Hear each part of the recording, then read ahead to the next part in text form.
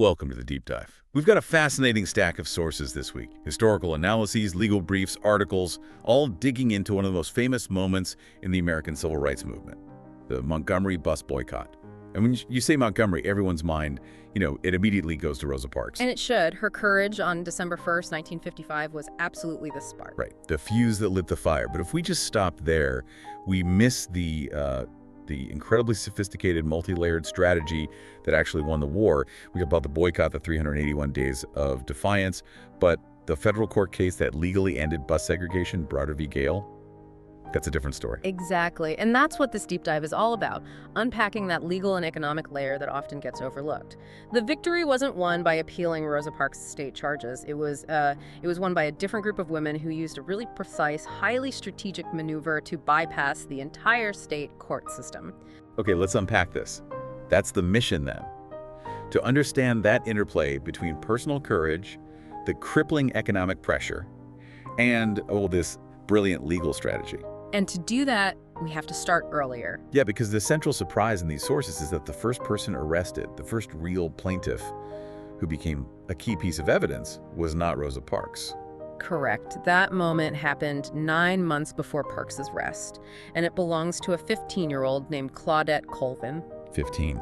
On March 2nd, 1955, she was arrested for refusing to give up her seat. And her defiance was immediate, deeply rooted in what she was learning at the time. And she talked about it later, explaining that it was almost an involuntary response to just the constant absurdity of Jim Crow laws.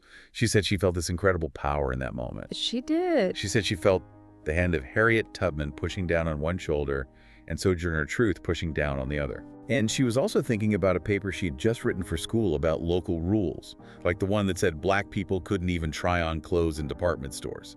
It was just pure frustration. It was a perfect, spontaneous act of resistance. But what's so fascinating is the political machinery that immediately starts moving around her. Civil rights leaders, and this includes Rosa Parks herself, made a strategic decision. They chose not to publicize Colvin's case. Right. They didn't want to make it the main challenge. And the reasons they cite in the sources, they're tough to hear today, but they really show you the political reality of the time. They do. She was a teenager, she was unwed, and then she became pregnant during the legal proceedings in 1956. There were also these sort of aesthetic concerns, that she didn't have good hair, that she wasn't fair-skinned. It was pure political calculus. Rosa Parks, who was the secretary for the local NAACP, she confirmed this. The leaders believed the white press would have a field day with Colvin's personal life. They would brand her a bad girl. And destroy the moral high ground the movement so desperately needed. They knew they needed an ideal plaintiff, someone completely unassailable, to carry the public story. Which makes total sense from a tactical point of view, but from a human one, it just feels so brutal. It is. Sacrificing the person who went first for the good of the movement. And that tension really defines this whole story, the sacrifice of the individual for the collective strategic win. But Colvin's arrest and the arrests of 3 other women that year, Aurelia Browder in April, Mary Louise Smith, and Susie McDonald in October, they were all crucial. They created a pattern. Exactly, a pattern of documented defiance that established the legal groundwork they would need for the federal suit later on. Which brings us to the famous event, Rosa Parks' arrest on December 1st, 1955. If the movement was waiting for an ideal figurehead, she was it. Absolutely. Impeccable moral character, a steady job, deep ties to the NAACP. She was the one who could unify the community and, just as importantly, stand up to the intense media scrutiny. Her image was essential to galvanize the masses. But that image needed a serious organizational engine behind it to turn that raw anger into, 381 days of disciplined action. Absolutely. So let's pivot to that organizational backbone. The man who springs into action immediately is E.D. Nixon. A veteran. A veteran labor leader, president of the local NAACP, organizer for the Brotherhood of Sleeping Car Porters. He's the one who bails Parks out of jail and gets the ball rolling. But the real immediate muscle, the genius of the initial action, belonged to the Women's Political Council, the WPC. And this wasn't some casual group. No, not at all. This was a highly sophisticated, prepared activist organization led by Joanne Robinson. Robinson had been verbally attacked on a bus herself back in 1949 and had been organizing quietly for years. She had even warned Mayor Gayle that a boycott was basically inevitable. So they weren't reacting spontaneously. They were executing a plan. Precisely. Within hours of Parks' arrest, the WPC uses their network to type up, mimeograph, and then distribute an incredible 35,000 leaflets across the city. 35,000. 35,000, calling for a one-day bus protest on Monday, December 5th. And that one-day protest was a huge success. The sources estimate something like 90 to 100% participation among African-American riders. It was overwhelming. And that success immediately solidifies the need for a permanent structure, which leads to the creation of the Montgomery Improvement Association, the MIA. This is where we see a leadership shift, right? E.D. Nixon, the veteran, he recommends a relative newcomer to lead the MIA. He does, a young pastor from Dexter Avenue Baptist Church named Martin Luther King Jr. And the sources say Nixon believed King hadn't been compromised by any previous dealings with the white power structure. He had a clean slate. It gave him immediate credibility. So the boycott began, and it lasted 381 days. It's just, Yeah. you can't overstate the logistical marvel of this. African Americans were about 75% of the bus ridership. So the economic pain was instantaneous. But how did they sustain it for over a year? Through astonishing coordination. I mean, people walked for miles, they shared rides, but the real lifeline was this complex carpool system. An entire shadow transit system. It was an intricate network, often organized by postal workers who knew the city grid inside and out, with hundreds of cars running on schedules, ferrying thousands of people every single day. And of course, that carpool system became the city's main target. Immediately. Yeah. When Mayor Gayle and the police realized they couldn't force people back onto the buses, they cracked down hard. They started enforcing obscure old regulations, issuing tickets for tiny infractions. And they tried to kill it economically, right? Mhm. By enforcing minimum taxi fares to price the service out of reach. Exactly. And this is where the narrative really shifts from social defiance to genuine economic warfare. Here's where it gets really interesting. Because the boycott wasn't just an inconvenience. It was a direct financial drain on the city's budget. A huge drain. The documentation is very clear on this. The boycott caused a massive contraction in municipal revenue from lost taxes and fares. And at the same time, Mayor Gayle's Get Tough policy, all the extra policing, the harassment, ticketing the carpools, it significantly escalated public spending. So it's a double whammy. Less money coming in and way more money going out just to try and enforce segregation. That's it. And while Montgomery technically had a surplus at the start, projections showed a rising chance of deficits if the protest went on much longer. This economic pressure was the leverage. And it forced the city officials into a corner. Mayor Gayle publicly says there will be no more discussions until they are ready to end the boycott. He drew a line in the sand, and that inflexibility, plus the surge in white resistance, the White Citizens Council membership exploded from under 100 to 14,000 in 3 months. It must have solidified the decision for the attorneys to just change course entirely. It had to. They couldn't win this through local politics or slow state appeals. Parks' state case was moving at a snail's pace, and the opposition was just determined to drag it out for years. So attorneys Fred Gray and Clifford Durr realized they needed a faster federal solution. One that applied not just to Parks, but to the entire principle of segregation itself. So on February 1st, 1956, they filed Browder v. Gayle. Yeah. This wasn't an appeal. It was a brand new federal civil action suit. Why was that so brilliant? Because it just completely bypassed the state system. It leaped straight into federal court. They challenged the constitutionality of the segregation laws under the Equal Protection Clause of the 14th Amendment. And they used some specific old laws to do it, right? They did. Crucially, they leveraged Reconstruction-era civil rights legislation, specifically 42 U.S.C. sections 1981 and 1983. So what did those statutes actually let them do that a normal appeal couldn't? Well, they allowed them to sue state and local officials, like Mayor Gayle directly, for depriving citizens of their civil rights under color of state law. I see.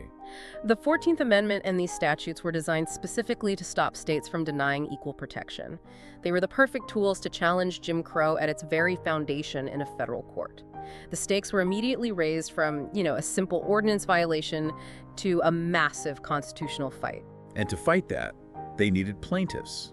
They went back to the women who had been arrested earlier: Aurelia Browder, Claudette Colvin, Susie McDonald, and Mary Louise Smith. Yes.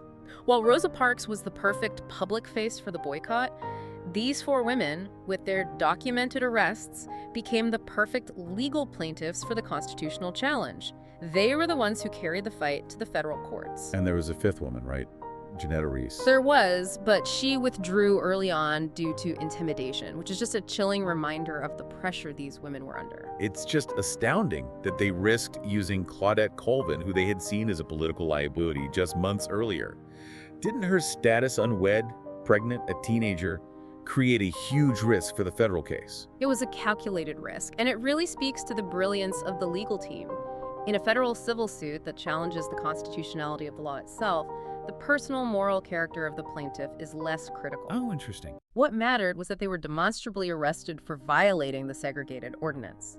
Her history of defiance was the proof they needed that this unconstitutional law was being enforced. So that distinction, the move from state criminal liability to a federal constitutional challenge, that's the whole game. That's the key. And the case was heard by a special three-judge panel, which itself signaled how serious the constitutional question was.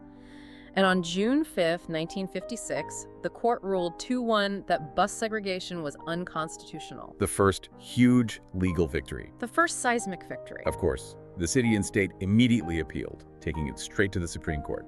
And that appeal was just soundly rejected. On November 13, 1956, the United States Supreme Court summarily affirmed the district court's decision. Can you translate summarily affirmed for us? That sounds like some powerful legal jargon. It is. It means the Supreme Court didn't even bother to hear new arguments. They just looked at the lower court's ruling and essentially rubber-stamped it, confirming it was so obviously correct that it didn't need any more debate. Wow, an absolute undeniable victory. Unequivocal. But the legal battle was won in November.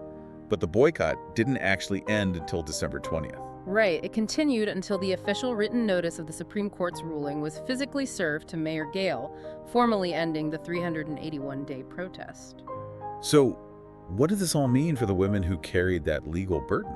I mean, the victory was total, but the recognition was, well, incredibly uneven. It was, and that lack of recognition had serious personal consequences. Claudette Colvin, for example, she struggled to find and keep work in Montgomery after being branded a troublemaker. And she eventually left for New York City. She did in 1958. Her life really illustrates that the movement needed martyrs and figureheads, but it often failed to protect its true legal foot soldiers.